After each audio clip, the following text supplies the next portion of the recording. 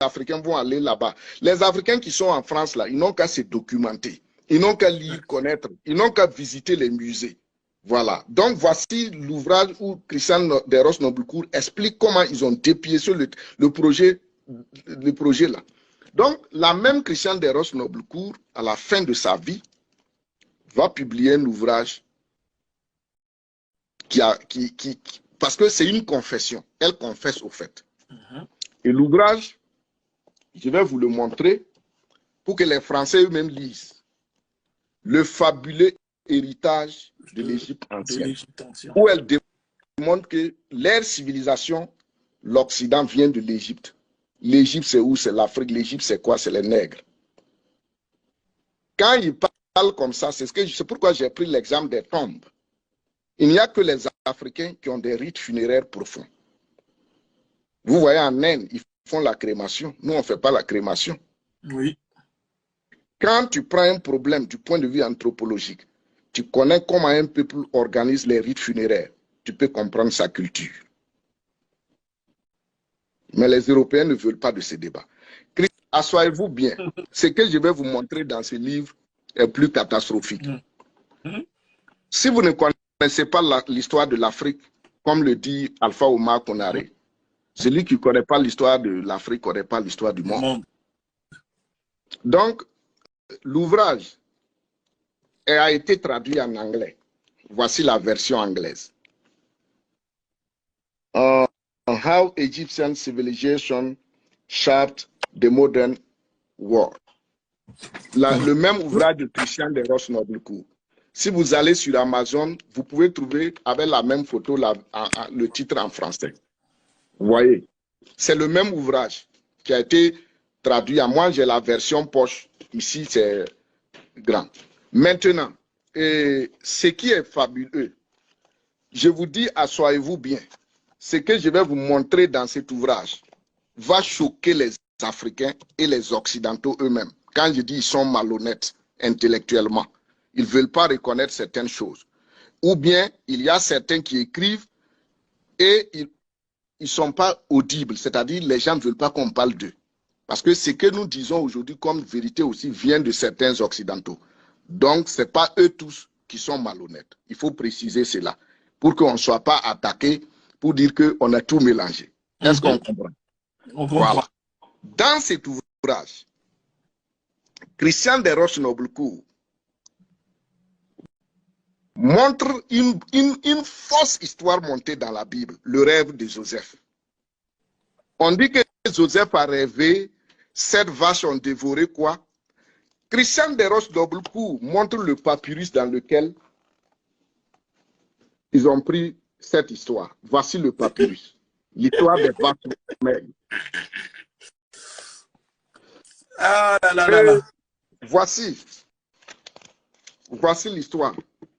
Tu peux rappeler, tu peux redire l'histoire pour que les gens...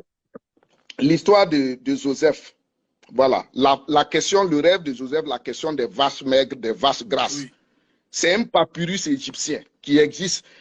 Christian Desrosses Noblecourt dit que ça se trouve dans la chambre funéraire de Nefertari. Parce qu'il y a certaines tombes en Égypte où on refuse les gens de visiter parce qu'il y a des faits troublants. Donc, voici ce qu'elle dit. Voici ce qu'elle dit. Donc, voici l'histoire. Et comme ça, c'est la version anglaise, je laisse et je prends la version française. Je vous montre la version française. Et vous partez encore derrière. Et il dit que les 7 vaches, voilà, du caveau de Nefertari, jugées par Ramsès II comme le chapitre le plus éminent du guide de l'au-delà. C'est pas moi qui le dis. Oui. Christian Desrosses Noblecourt. C'est pas toi, exactement. On le précise. C'est la qui le dit. On l'appelle la révolutionnaire, la rebelle. Elle a vu tellement de choses qu'à la fin de sa vie, elle a écrit cet ouvrage. C'est comme une confession. où elle démontre tout ce qui vient de l'Occident. Voici comment c'est venu. Voilà, voici l'ouvrage. Les gens peuvent aller tout de suite sur Amazon, ils peuvent trouver l'ouvrage version française, version anglaise, pour comprendre ce que Christian Desroches-Noblecourt a donné. Et du même coup, il ne cite pas Cheikh Anta Diop. Pourtant, Cheikh Anta Diop avait tout écrit, Civilisation ou Barbarie. Quand vous lisez ces deux ouvrages, c'est comme ils disent la même chose. Mais elle refuse de citer Cheikh Anta Diop, parce que Cheikh Anta Diop a écrit avant elle. C'est ça aussi le livre Confession de Cheikh Anta Diop. Et c'est sous-titré Civilisation ou Barbarie, anthropologie sans complaisance. Ça, vous pouvez avoir ça en France, c'est publié chez Présence africaine. D'ailleurs, tous les écrits de Cheikh Anta Diop, c'est Présence africaine. Pour ceux qui sont intéressés par le livre de Cheikh Anta Diop, je vous conseille d'aller à la librairie Taméry si vous habitez sur Paris. Et peut-être même le livre de la française, vous allez à la librairie Taméry, vous commandez s'ils ne l'ont pas là-bas et vous l'aurez directement après. Librairie Taméry. Tapez librairie Taméry et vous verrez. Donc, Christian Desroches-Noblecourt a démontré comment l'Égypte a donné ce que l'Égypte a donné au monde. Donc, vous voyez, aujourd'hui, quand les gens parlent, même sur la femme africaine, parce que moi, j'ai fait l'effort de faire un peu de ces collections. Ça, c'est sur Ramsès II. C'est Christian Desroches-Noblecourt et la femme au temps des pharaons. Et la même Christian Desroches-Noblecourt dit que les reines que vous voyez en Europe, que c'est des accidents de l'histoire. Même la reine d'Angleterre qui vient de partir, elle dit que c'est un accident de l'histoire. Ça ne fait pas partie de la culture occidentale qu'une femme soit reine. Donc, voici comment l'Égypte est un danger parce qu'ils ont tout là-bas. On a tout recopié là-bas. Et aujourd'hui, si tu parles, c'est des Africains même qui se disent chrétiens ou musulmans qui vont s'attaquer à toi. Parce que c'est l'ignorance de notre histoire.